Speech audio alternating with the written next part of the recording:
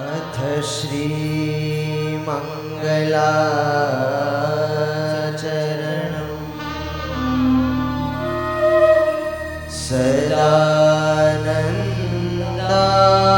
सदानन्दाम्भोधि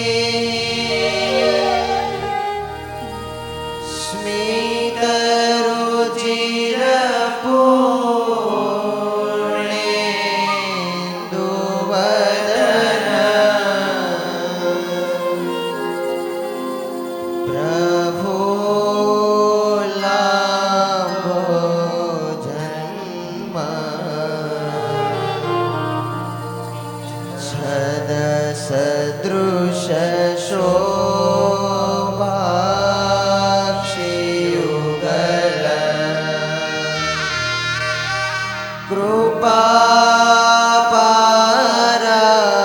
कृपापारवार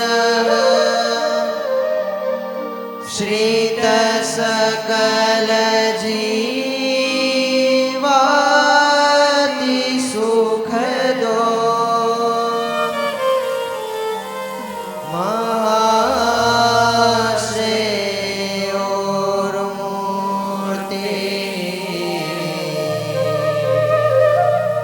जयति सहि नारायण मुनि जयति सहि नारायण मुनि स्वामी नारायण स्वामी नारायण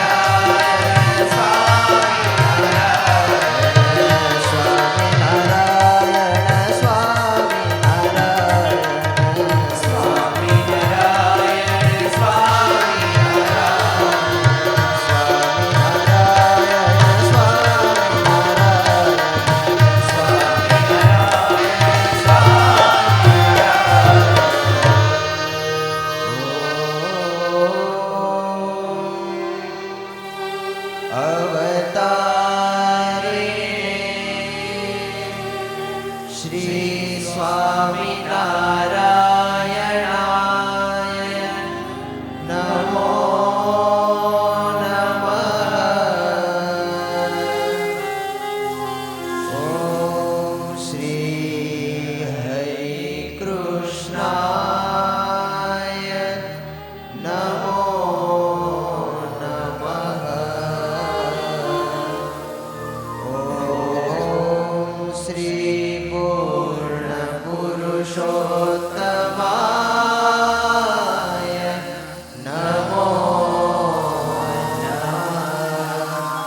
સ્વામિનારાયણ ભગવાનની જય.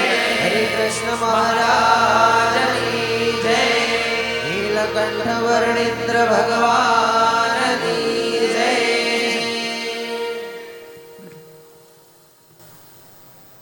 શ્રી વચનામૃતમ કાર્યાણી પ્રકરણનું 7મું વચનામૃતમ વાંચીએ. સ્વામિનારાયણ હરે સ્વામિનારાયણ હરે.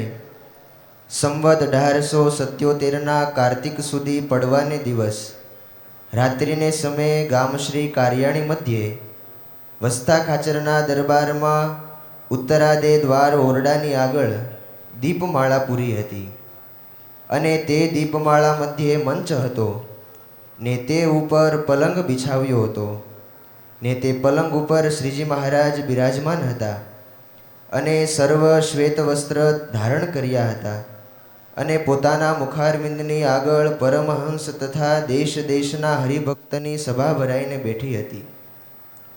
પછી ગામ બોચાસણવાળા કાશીદાસે શ્રીજી મહારાજને પ્રશ્ન પૂછ્યો છે, હે મહારાજ, ત્યાગી હોય તે તો નિવૃત્તિ માર્ગને અનુસર્યા છે, તે અખંડ ભગવાનના સ્વરૂપમાં વૃત્તિ રાખે છે, અને જે ગૃહસ્થાશ્રમી છે તે તો પ્રવૃત્તિ માર્ગને અનુસર્યા છે, માટે તેને તો સંસારની અનંત વિટમણા વળગી છે. માટે તે ગૃહસ્થાશ્રમી કેમ સમજે તો અખંડ ભગવાનના સ્વરૂપમાં વૃત્તિ રહે. પછી શ્રીજી મહારાજ બોલ્યા છે, ગ્રહસ્થને તો એમ સમજવું છે, જેમ પૂર્વે 84 લાખ જાતના મારે મા બાપ તથા સ્ત્રી છોકરા હતા તેવાને તેવા જ આ દેહના પણ છે, ને કેટલાક જન્મની મા બોન દીકરીઓ તે કેટલીક રઝળતી હશે, તેની જેમ મારે મમતા નથી તેમ આ દેહના સંબંધી તેની પણ મારે મમતા ન રાખવી. એવી રીતે વિચાર કરીને સર્વમાંથી પ્રીતિ તોડીને ભગવાનને વિશે દ્રઢ પ્રીતિ કરે ને સાધુનો સમાગમ રાખે તો ગૃહસ્થને પણ ત્યાગીની પેઠે અખંડ ભગવાનમાં વૃત્તિ રહે.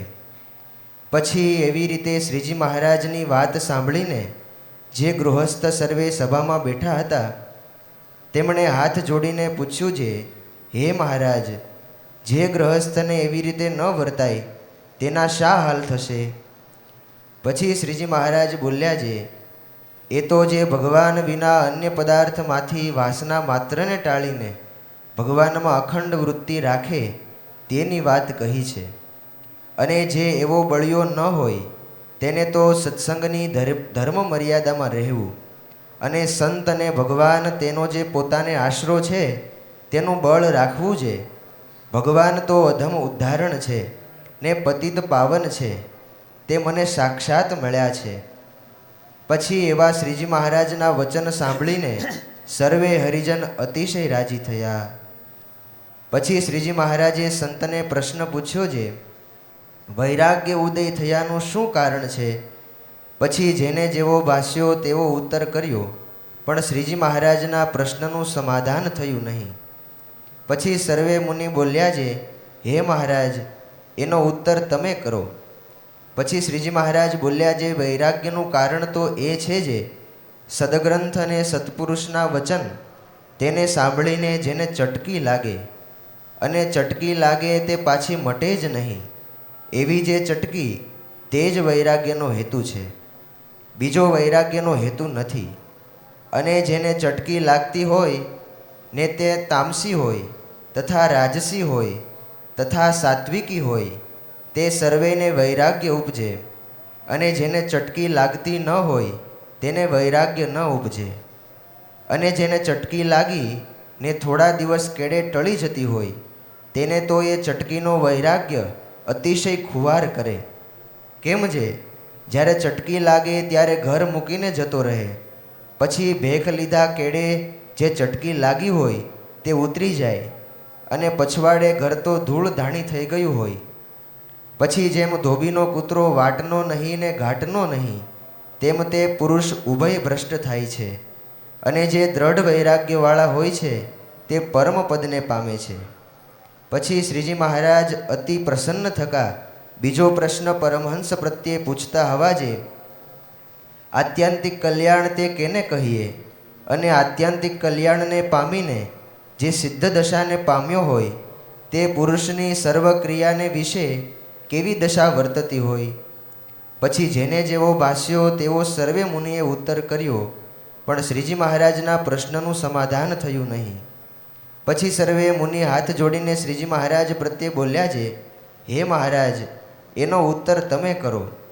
પછી શ્રીજી મહારાજ બોલ્યા છે, જ્યારે બ્રહ્માંડનો પ્રલય થાય છે ત્યારે પ્રકૃતિના કાર્ય જે 24 તત્વ તે સર્વે પ્રકૃતિને વિશે લીન થઈ જાય છે, અને તે પ્રકૃતિ પુરુષ પણ અક્ષર બ્રહ્મના તેજમાં અદૃશ્ય થઈ જાય છે, ને પછી એકલું સચ્ચિદાનંદ જે તેજ તે રહે છે. અને તે તેજને વિશે દિવ્ય મૂર્તિ એવા જે પુરુષોત્તમ ભગવાન વાસુદેવ તે અખંડ બિરાજમાન રહે છે. અને તે જ પોતે દિવ્ય મૂર્તિ થકા જીવના કલ્યાણને અર્થે મનુષ્યાકૃતિએ કરીને પૃથ્વીને વિશે સર્વજનને નયન ગોચર થકા વિચરે છે. ત્યારે જે જગતમાં અણસમજુ મૂર્ખ જીવ છે તે ભગવાનને માયિક ગુણે યુક્ત કહે છે, પણ એ માયિક ગુણે યુક્ત નથી. એ તો સદા ગુણાતીત દિવ્ય મૂર્તિ જ છે. અને તેનું તે જે ભગવાનનું સાકાર દિવ્ય સ્વરૂપ તેને જે વેદાંત શાસ્ત્ર છે તે નિર્ગુણ, અછેદ્ય, અભેદ્ય, સર્વવ્યાપક એવી રીતે કરીને પ્રતિપાદન કરે છે. તે જીવની બુદ્ધિમાંથી માયિક ભાવને ટાળવાને અર્થે નિર્ગુણપણે કરીને પ્રતિપાદન કરે છે. અને એ ભગવાન તો ઉત્પત્તિ, સ્થિતિ અને પ્રલય એ સર્વે કાળને વિશે એક રૂપે કરીને જ બિરાજમાન છે, પણ માયિક પદાર્થની પેઠે વિકારને પામતા નથી. સદા દિવ્ય રૂપે કરીને બિરાજમાન રહે છે. એવી રીતે પ્રત્યક્ષ પુરુષોત્તમને વિશે જે દ્રઢ નિષ્ઠા તેને આત્યંતિક કલ્યાણ કહીએ. અને એવી નિષ્ઠાને પામીને જે સિદ્ધ દશાને પામ્યો હોય તેની આવી દશા હોય છે. પિંડ બ્રહ્માંડનો તથા પ્રકૃતિ પુરુષનો પ્રલય થયા પછી અક્ષરધામને વિશે જે ભગવાનની મૂર્તિ અખંડ બિરાજમાન રહે છે તે મૂર્તિને સ્થાવર, જંગમ સર્વે આકારને વિશે જ્યાં જ્યાં દ્રષ્ટિ જાય ત્યાં ત્યાં સાક્ષાત્કાર દેખે. અને એ મૂર્તિ વિના બીજું અણુ માત્ર પણ ભાસે નહીં. એ સિદ્ધ દશાનું લક્ષણ છે. ઇતિ વચનામૃતમ. એવી રીતે કાર્યાણી પ્રકરણનું 7મું વચનામૃતમ જે તે થયું. સહજાનંદ સ્વામી મહારાજની જય. કાર્યાણીનું 7મું વચનામૃત આપણે વાંચન કર્યું. વચનામૃતની અંદર બોચાસણના કાશીદાસભાઈએ શ્રીજી મહારાજને પ્રશ્ન એવો પૂછ્યો કે મહારાજ, આ ત્યાગી સંતો છે એ નિવૃત્તિ માર્ગને વિશે અનુસર્યા છે, માટે તે બધાય ભગવાનની મૂર્તિનું અખંડ સ્મરણ કરે છે. પણ ગ્રહસ્થ ભક્તજનો છે એ પ્રવૃત્તિ માર્ગને વિશે અનુસર્યા છે, માટે એ કેમ કરે તો એને ભગવાનની અખંડ સ્મૃતિ રહે. આવો પ્રશ્ન કાશીદાસભાઈએ મહારાજને પૂછ્યો. અને મહારાજે એનો ઉત્તર એવો કર્યો.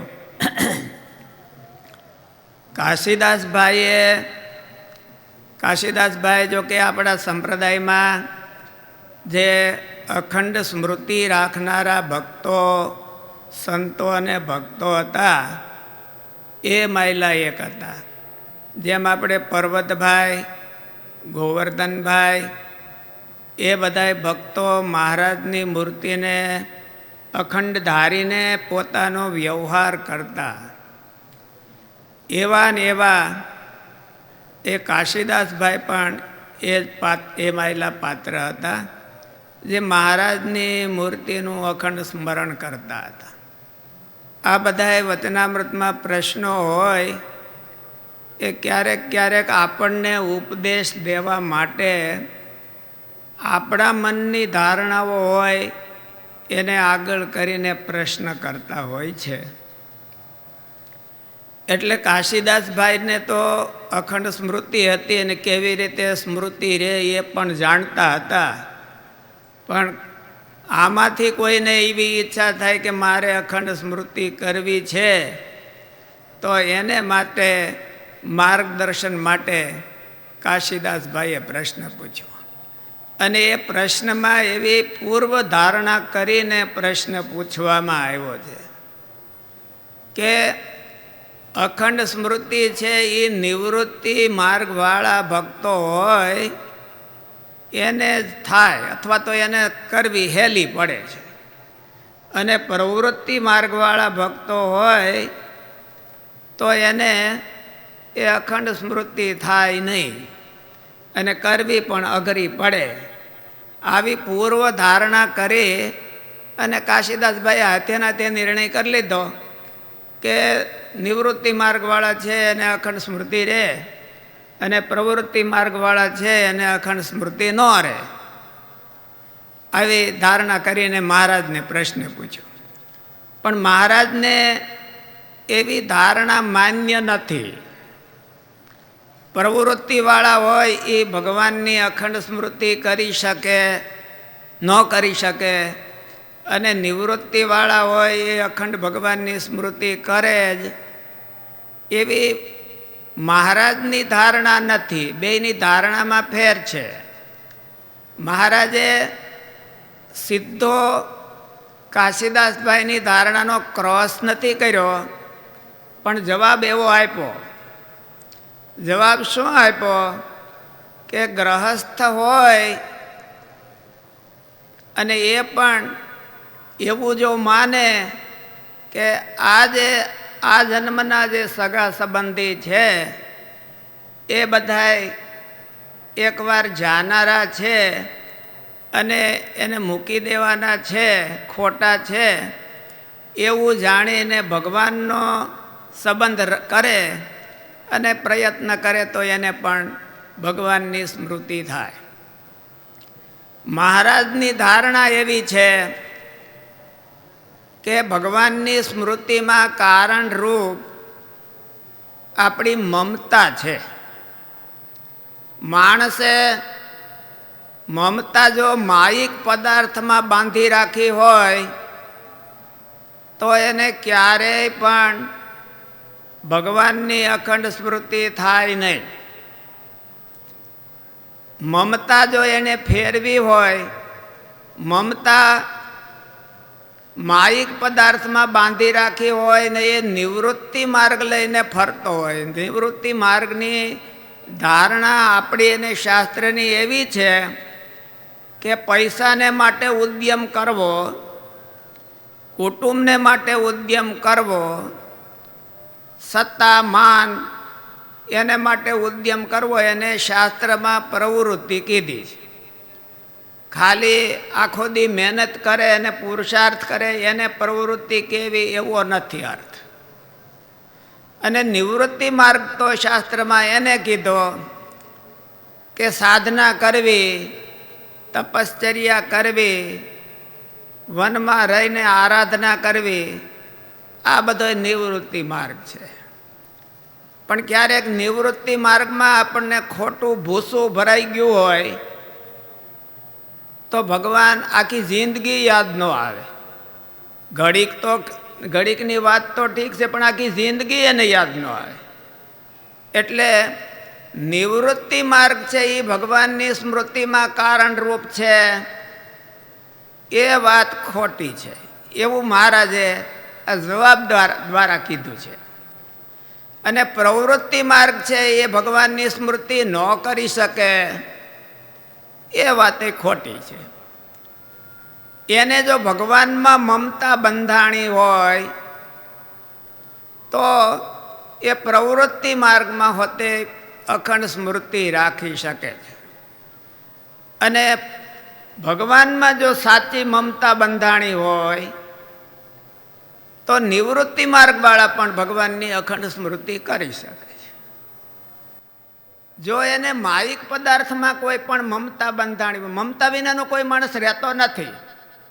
ગુણાતીતાનંદ સ્વામીની વાતોમાં લખ્યું કે આ જીવને આધાર વિના રહી શકાતું નથી. ગમે ત્યાં આધાર ઠેરવીને બેઠો હોય છે. પછી નાના એવા કીટથી માંડીને બ્રહ્મા સુધી બધા આધારથી સુખી છે. પછી કાં ભગવાનનો આધાર હોય કાં માયિક પદાર્થનો આધાર હોય. આપણે બધા માયિક પદાર્થના આધારે જીવનારા વ્યક્તિઓ છીએ. એટલે આપણને ગમે એમ કરીએ તો અખંડ સ્મૃતિ ન રહે. જો આપણો આધાર છે એ માયિક પદાર્થથી બહાર જાય અને ભગવાનમાં થાય તો એને અખંડ સ્મૃતિ રહે. એટલે મહારાજે એવું કીધું જવાબમાં કે અખંડ સ્મૃતિ રહેવાનું કારણ એની મમતા છે. હરિલીલામૃતમાં આના કરતાં એક ઉલટું આખ્યાન કીધું છે.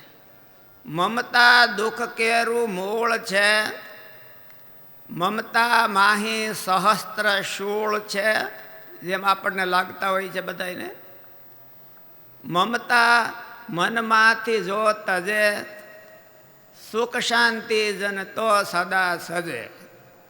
એવું હરિલીલામૃતમાં મમતા વિશે કીધું છે. મમતા દુઃખનું મૂળ હોતે છે. મમતા અખંડ સ્મૃતિનું પણ મૂળ છે. અને મહારાજે આવતનામૃતમાં છેલ્લા પ્રશ્નમાં એવું કીધું કે આત્યંતિક કલ્યાણ તે કોને કહીએ, તો એમાં પણ મહારાજે એવું કીધું કે મમતા આત્યંતિક કલ્યાણનું પણ મૂળ છે. વિવેક એટલો જ છે કે આપણે મમતા કયા પદાર્થમાં અને કયા વ્યક્તિઓમાં અને કયા કેવી પરિસ્થિતિમાં માણસ મમતા બાંધી રાખી છે. અને એ પદાર્થ જો આત્યંતિક હોય તો આપણી મમતા આત્યંતિક બની જાય અને આપણું આત્યંતિક કલ્યાણ પણ થાય. આપણા મનમાં આપણે વિચાર કરવો જોઈએ. મમતા તો બધાને હોય, તમારે પણ હોય, અમારે પણ હોય, અમને પણ વાલા એવું કંઈક રાખી તો મૂક્યું હોય, મમતાનું સ્થાન તો રાખ્યું હોય. કોઈ પણ વ્યક્તિ મમતાને જો મમતા ન હોય તો માણસ મરી જાય. આયુર્વેદમાં એવું કહેવામાં આવે છે કે આ શરીર ચાલે છે આપણું, એ મળને પરિણામે ચાલે છે. મળ જો બહુ જાડા થઈ જાય ને ડાયેરિયા થઈ જાય તો ડૉક્ટર બહુ ચિંતામાં પડી જાય કે આને જો વધારે થોડીક વાર રહ્યો તો એ પૂરું થઈ જાય એનું.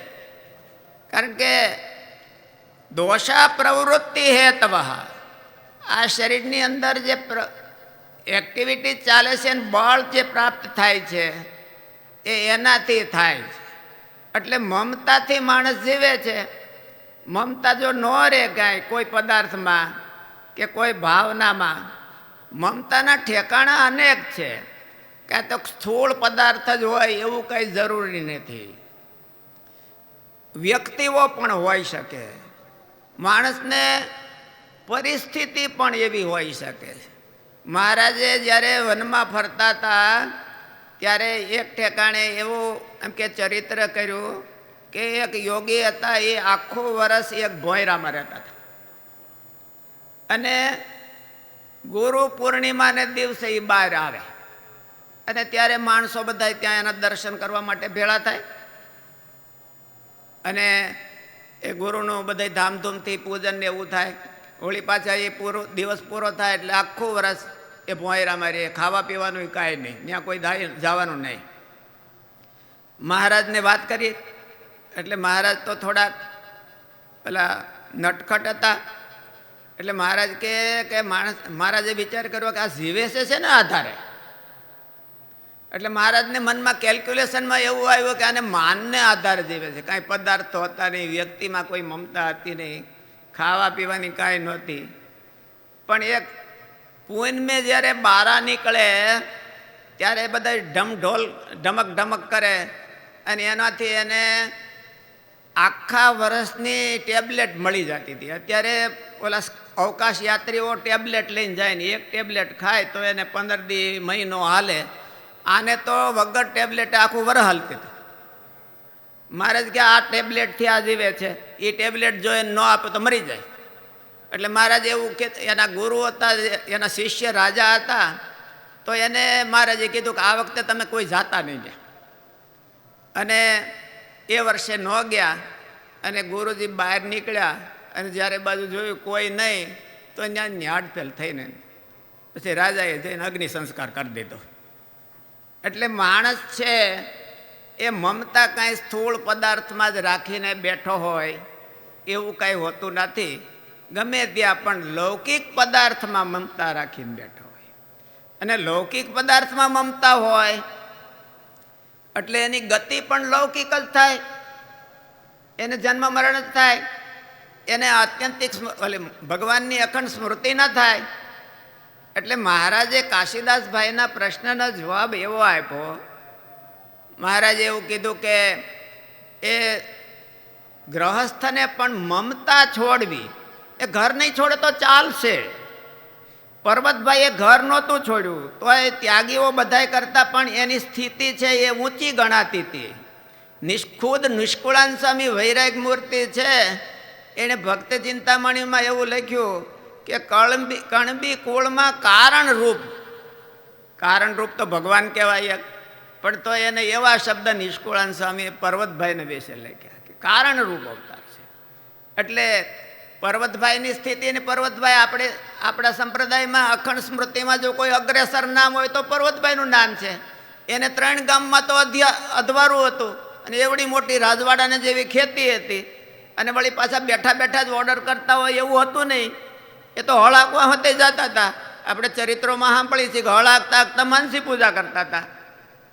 અને જો એને હળ હાંકવું એ માનસી પૂજામાં તકલીફરૂપ થતું હોય તો પર્વતભાઈને અખંડ સ્મૃતિ રહે નહીં.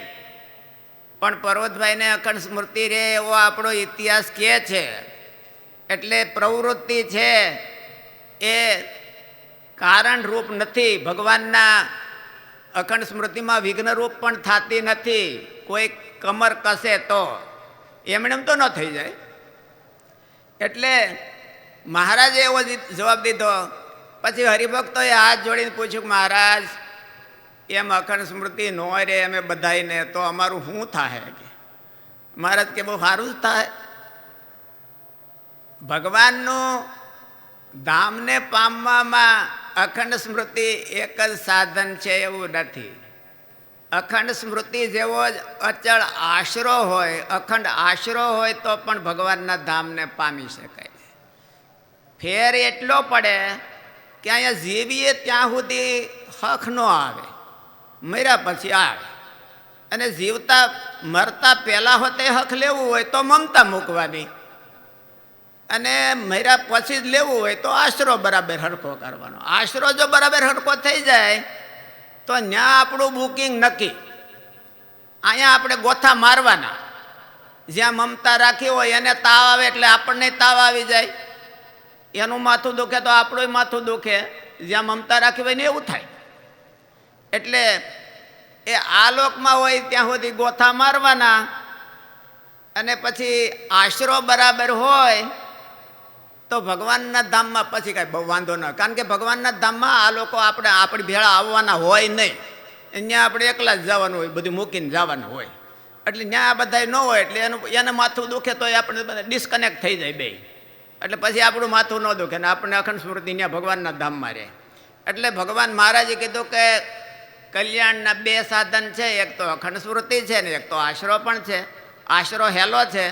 એટલે હરિભક્તો બધા બહુ રાજી થઈ ગયા ને આપણે રાજી થવા જેવું ખરું કે રાજી થઈ જાય. પણ એ પાકું કરવું હો, થોડુંક અખંડ સ્મૃતિની જેમ પાકું કરવું એમ કે આશરો બરાબર કરવો. પછી મહારાજે એવી વાત કરી કે વૈરાગ્યનું લક્ષણ શું છે એમ. પછી મહારાજે કીધું કે એને ચટકી લાગે. સત્શાસ્ત્ર અને સત્પુરુષ એના વચનની ચટકી લાગે અને જો એની મમતા તૂટી જાય આ લોકની તો એને વૈરાગ કહેવાય અને એ ભગવાનના ધામને પામે. અને ચટકી લાગીને વળી પાછી હંધાઈ જાય તો મુશ્કેલી થાય. ચટકીનો અર્થ છે કે એને તીવ્ર તલસાટ થઈ જવો જોઈએ. આપણને ઘણી વખત એવું તો બનતું હોય છે. નિષ્કુળાન સ્વામીએ જનની જીવો રે ગોપીચંદની એમાં બધા જે ઉદાહરણો દીધા છે એ બધા ચટકીના ઉદાહરણો છે.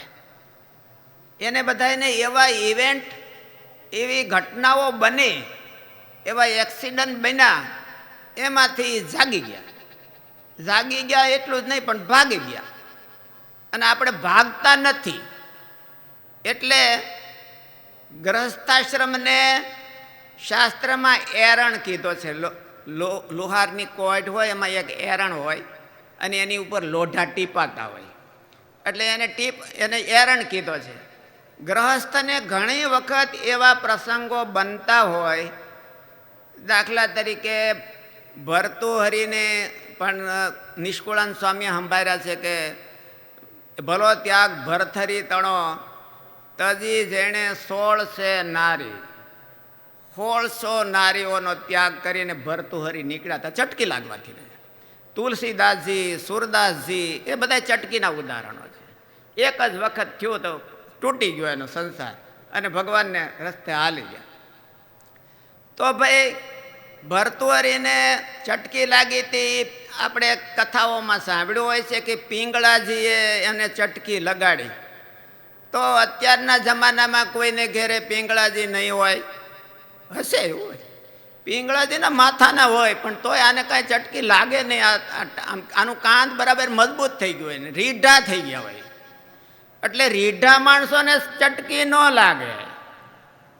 કાંઈક થોડુંક આમ ચેતના હોય તો એ ચટકી તો જ લાગે. આપણે ગુરુ મહારાજ બહુ સરસ દ્રષ્ટાંત દે છે કે હાથી હાલ્યો જતો હોય અને એને વહાંથી કોઈક ધોકો લઈને મારે તો હાથીને ખબર ન પડે. એને એમ થાય કે માખી ઉડી લાગે છે, એને બીજાને કાંઈ ન ખબર પડે. એટલે આપણી ચામડી બહુ જાડી થઈ ગઈ હોય છે, એટલે આપણને બહુ ચટકી નથી લાગતી. નકર તો ઘેરે ઘેરે પીંગળાઓ ને ઘેરે ઘેરે આપણે તુલસીદાસજીના ઘરવાળાને એને બધાને એવું થયું હતું. એવું બધાને એવું થાય અને બધાને નથી થતું એટલે સારું છે, કારણ કે આટલા બધાને એવું થાય તો પછી ત્યાગાશ્રમમાં મારે સંભાળવા ક્યાં, એટલે એ બહુ મુશ્કેલી છે. એટલે સારું છે, ધીરે ધીરે કોકને લાગે એટલી અમને થોડીક જરૂર છે કે થોડા જોઈએ છે અમારે. એટલે બહુ ઓછા પડે છે થોડાક સંતો, એટલે થોડાકને ચટકી લાગે તો સારું. એટલે મહારાજ કે ચટકી લાગે અને એ સત્શાસ્ત્રના વચન પ્રમાણે લાગે અને કોઈ એવા સાચા સત્પુરુષો હોય એના વચને કરીને ચટકી લાગે તો એ આત્યંતિક કલ્યાણને પામી જાય અને આ સંસારને પાર થઈ જાય. છેલ્લો પ્રશ્ન બહુ સરસ મહારાજે વાત કરી છે કે આત્યંતિક કલ્યાણને કલ્યાણ તે કોને કહીએ? વાલા ભક્તજનો, બહુ સરસ મહારાજે આમાં સહેલો ઉપાય બતાવ્યો, આત્યંતિક કલ્યાણનો ઉપાય બતાવ્યો.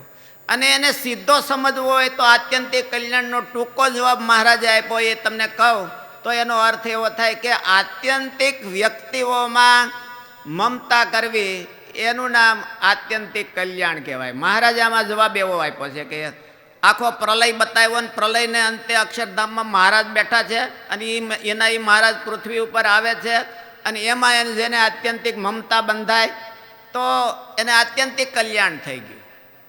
સિદ્ધ દશા વસ્તુ જુદી છે, બ્રહ્મભાવ જુદી વસ્તુ છે અને આત્યંતિક પ્રાપ્તિ જુદી વસ્તુ છે. આત્યંતિક પ્રાપ્તિ છે એ મમતાથી થાય છે. આપણે મમતા આત્યંતિક પદાર્થોમાં બાંધી રાખી હોય તો આપણું આત્યંતિક કલ્યાણ થાય.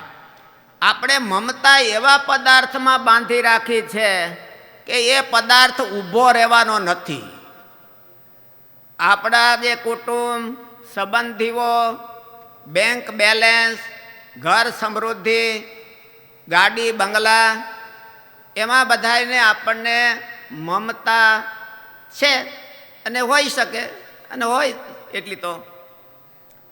તમારે ગ્રહસ્થાશ્રમ હોય અને સારું તમે ઘર બનાવો, સપનાનું ઘર, એવું ક્યાંક બોર્ડ લખ્યા હોય છે ને કે મારું સપનાનું ઘર, એમ આ 40-50 વર્ષ સુધી સપનું સેવ્યું હોય ને પછી માંડ થયું હોય તો સપનાનું ઘર કહેવાય. એટલે સપનાનું ઘર પછી એવું ઘર બનાવે ને પછી માણસો બજારે જાય, ક્યાંક રવિવારે બધાએ ફંક્શનમાં જાય તો મળે, કોઈ ઓળખીતા મળે, ઝાઝા ટાઈમથી મળ્યા હોય તો એને કે આવજો ને ઘરે આપણે, એટલે કે આવશું, ભલે બધા આવજો. પછી આવે પછી વાત પોતાની બધી આદરે કે આ બધી આમ થયું, આવું થયું અને આ બંગલો થયો, બધી બંગલા સામું જોતા જાય ને વાત કરતા જાય. આપણે એવું કાંઈ નહીં, પણ આ જો ભગવાનની દયાથી બધું થઈ ગયું. એને બતાવવાનો ભારે શોખ હોય, કારણ કે મમતા હોય ને આખો દી મગજમાં એ જ ઘૂમતું હોય, અને મગજમાં જે મમતા હોય એ જ ઘૂમે. એટલે માણસને આ જગતના પદાર્થોમાં મમતા હોય છે. આપણે કૃષ્ણપ્રિય સ્વામી ઘણી વખત વાત કરે છે કે આ જગતનું કેવું છે, કાં એ વ્યા જાય ને કાં આપણે વ્યા જાય, કાં તો બંગલો પડી જાય ને કાં તો આપણે વ્યા જાય. મોટે ભાગે તો આપણે જ વ્યા જતા હોય છે. એટલે ઘણી વખત આપણે એવા પદાર્થમાં મમતા બાંધી રાખી છે કે બે જોડી હોહરવી જઈ શકે નહીં, કાળની આંટીમાંથી હોહરવી ન જઈ શકે. આ જગતમાં, માયિક જગતમાં બે જ પદાર્થો એવા છે કે જેને કાળ કર્મ માયાથી હોહરવા લઈ જાય અને ઠેઠ અક્ષરધામ સુધી પહોંચાડે. એક તો શ્રીજી મહારાજ અને એક તો એના સાચા પરમહંસો. એ બે ઠેકાણે જો એને મમતા થઈ જાય અને એ સાચી મમતા થઈ જાય, એ મમતા તૂટે નહીં એવી થઈ જાય, તો એને મહારાજે આત્યંતિક કલ્યાણ કીધું છે. એનાથી બીજું કાંઈ કરવાનું નથી. મહારાજે ક્યાંય એવું નથી કીધું કે મોટું તપ કરે તો એ આત્યંતિક કલ્યાણ. મોટા તપવાળા છે એ સૌભરીને ચ્યવન આદિક ઋષિઓ હતા, માટે રાફડા થઈ ગયા હતા અને 60,000 વર્ષ સુધી એ પાણીમાં તપ કર્યું હતું, તો એ આત્યંતિક કલ્યાણને પામ્યા નહીં. એટલે આત્યંતિક કલ્યાણ છે એ તપશ્ચર્યાથી પ્રાપ્ત થતું નથી. આત્યંતિક કલ્યાણ છે એ આત્યંતિક મમતાથી પ્રાપ્ત થાય છે. અને આત્યંતિક મમતા પણ એવા પદાર્થમાં ન કરવી કે જે ઘડીક થાય તો વયો જવાનો હોય. આત્યંતિક મમતા એવા પદાર્થમાં કરવાની છે કે જે કોઈ દી નાશ જ ન પામે. એવા મહારાજમાં કરવાની અને એવા મહારાજના પરમહંસોમાં કરવાની કે જે આપણને આત્યંતિક સ્થાનમાં પહોંચાડે. અને એટલી આત્યંતિક મમતા તો આપણને બધાને થોડી થોડી હોય જ છે, પણ એને બરાબર દ્રઢ કરવાની કે એ ક્યારેય તૂટે નહીં. 3 વાના છે મમતામાં. 3 પદાર્થો છે. એક તો આપણે, અને એક તો હામો પદાર્થ જ્યાં જે કેન્દ્રમાં આપણે મમતા બાંધી હોય, અને ત્રીજો બેયની વચ્ચેનો મમતાનો સંબંધ. આ 3 પદાર્થોની ચકાસણી કરી અને જ્યારે કરવામાં આવે તો હામો કેન્દ્ર છે એ મહારાજ અને એના સાચા પરમહંસો છે. એટલે એમાં તો બહુ કાંઈ વાંધો નથી, એની સાચી ઓળખાણ થવી જોઈએ. અને આપણે આપણો જીવાત્મા આપણે દેહરૂપ માનીને કે માયિક ભાવમાં કરતા હોઈએ તો એમાં એ મમતા છે એ લાંબો સમય ચાલે નહીં. એટલે મમતા પણ તૂટવી ન જોઈએ. આપણે જે મમતા કરનારો હોય એની પણ અડગતા હોવી જોઈએ. અને જે કેન્દ્રમાં મમતા કરીએ, આ 3 કેન્દ્ર જો સાચા નીકળે તો મહારાજ કે ખાલી મમતા છે એ જ આત્યંતિક કલ્યાણ છે. એનાથી એને બીજું કાંઈ આત્યંતિક કલ્યાણ અક્ષરધામમાં જઈને બીજું કાંઈ કરવાનું નથી ને અહીંયા રહીને પણ કાંઈ કરવાનું નથી. એવી જો મમતા થઈ ગઈ તો એ કદાચ ને મહારાજે બીજા વચનામૃતમાં એવું કીધું કે એ જીવે છે તો પણ ભગવાનનો પાર્ષદ થઈ રહ્યો છે અને એને બીજું કાંઈ આગળ કરવાનું નથી. એવી આત્યંતિક મમતા, એ આત્યંતિક મમતા આપણે માની લીધેલા પદાર્થોમાં કરીએ તો ન ચાલે. શાસ્ત્રો અને સદગુરુ, મહારાજે એવું કીધું સદગુરુને સત્શાસ્ત્રના વચને કરીને થાય. ભગવાનનો એમાં શાસ્ત્રોનું પણ સાથે રાખવાના હોય અને ભગવાનના સાચા સત્પુરુષોને પણ સાથે રાખવાના હોય અને આપણે આત્યંતિક મમતા કરી હોય તો એવી આત્યંતિક મમતા છે મહારાજે કીધું કે એને આત્યંતિક કલ્યાણ કહેવામાં આવે છે. અને આત્યંતિક પ્રાપ્તિ કહો તો પણ તેને આત્યંતિક પ્રાપ્તિ કહેવામાં આવે છે. એટલે મહારાજે આ વચનામૃતમાં ટૂંકો સાર એટલો કીધો કે મમતા એ ઘણા પ્રકારની હોય છે. આત્યંતિક પદાર્થોમાં જો મમતા થાય તો એ મમતા મુક્તિનું કારણ બને છે. માયિક પદાર્થમાં જો મમતા થાય તો મુક્ત હોય ને તોય મને ગોથા ખાવા. મુક્ત હોય, ગુણાતીતાનંદ સ્વામી એવું કીધું છે કે અક્ષરધામનો મુક્ત અહીંયા આવ્યો હોય અને સ્વતંત્ર થકો આવ્યો હોય અને જો ક્યાંય ગોટાળામાં હલવાઈ જાય તો એ મને ગોથા ખાવા. આ પદાર્થો જ એવા છે, કોઈનું મૂછનું પાણી રહેવા દેતા નથી એવા છે. એટલે પદાર્થ પણ બહુ જરૂરી છે. કેન્દ્ર પણ જ્યાં આપણે મમતા કરીએ છીએ એ કેન્દ્રો પણ ચકાસવા બહુ જરૂરી છે. અને મમતાની પણ બરાબર દ્રઢતા કરવાની જરૂર છે. આ વચનામૃતમાં ત્રણેય ભાગ છે. એમાં મુખ્ય મહારાજે મમતા ઉપર વાત કરી છે કે વૈરાગ પણ ક્યારે થાય? મમતા તૂટે તો થાય. તમારામાં ને અમારામાં ફેર શું છે? આપણે ઘણી વખત અમે કહીએ છીએ કે ભાઈ તમે સુખી કે અમે સુખી. તમે ગમે એટલા અબજોના બંગલા બાંધ્યા હોય પણ અમે આવો એટલે અમે આવીએ એટલે ખાલી કરી દો. ગાડીઓ રાખી હોય તો ભાઈ તમે પહેલાં આમાંને ધરો કે ભાઈ સ્વામી આમાં તમે પધરામણી કરો પછી અમારે બેહવું છે. તો તમારા કરતાં તમે સુખી મહેનત કર્યા વિના સુખ્યા છીએ. એટલે બેમાં ફેર શું છે? પણ તમારે બધી આડી વાડી બહુ ઝાઝી છે એમાંથી મૂકી ન એકાય. કીધું હોય કે આ ઉત્સવ પૂરતા બહુ બધા સંતોએ ઘેરે ઘેરે કાઠલા પકડીને કીધું હતું કે આવજો આવજો અને 5 દિવસ તો જરૂર આવજો. તોય પણ બધાને કાઠલા મૂકાવીને ભાગી જાય હતો. એટલે એ મમતા મૂકવી એ ઘણી કઠણ હોય છે. અને જો એ મમતા મુકાય અને ભગવાનમાં થાય, ભગવાનના સાચા સત્પુરુષોમાં થાય તો વહાલા ભક્તો આપણે બીજે ક્યાંય કલ્યાણ માટે જવાનું નથી. આત્યંતિક કલ્યાણને પામ્યો છે એવું મહારાજે આ વચનામૃતમાં કીધું છે. ભગવાનને પ્રાર્થના કરીએ કે બહુ અઘરી વાત નથી, હેલી વાત કીધી છે મહારાજે. આનાથી હેલી તો બહુ હોઈ શકે નહીં. એટલે મહારાજે આપણને આને આ જન્મે પૂરી કરાવે એવી મહારાજના ચરણોમાં પ્રાર્થના કરી અને હું વિરામ લઉં છું. સહજાનંદ સ્વામી મહારાજ.